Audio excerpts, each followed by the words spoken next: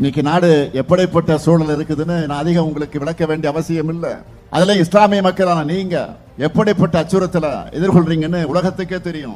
இப்படிப்பட்ட நிலையில நான் உறுதியோடு சொல்றேன், இஸ்லாமியர்களுக்கு பாதுகாப்பான மாநிலமாக இன்றைக்கு இருக்கக்கூடிய ஒரே மாநிலம் தமிழ்நாடு தான். அதுக்கு காரணம் திராவிட முன்னேற்ற கழகம். திமுக தான் சிறுபான்மையின மக்களை காக்கக்கூடிய காவல் அரண். அதனாலதான் உங்க உணவு அரசியல், கும்பல் வன்முறை போன்றவை இன்றைக்கு தலையெடுக்காம இருக்கு. இந்த அமைதி சூழல் சிலருடைய கண்களை உறுத்துது. தமிழ்நாட்டில் எப்படியாவது குழப்பம் ஏற்படுத்தலாமான அவங்க போடுற ராஜதந்திரங்கள் எல்லாம் வீணாகிட்டு இருக்கு.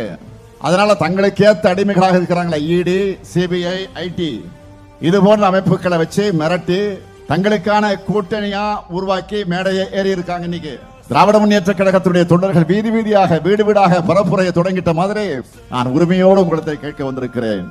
இந்திய யூனியன் முஸ்லீம் லீக் தோழர்களும் உடனடியாக தன்னுடைய பரப்புரையை தொடங்குங்க, தயாராகுங்க.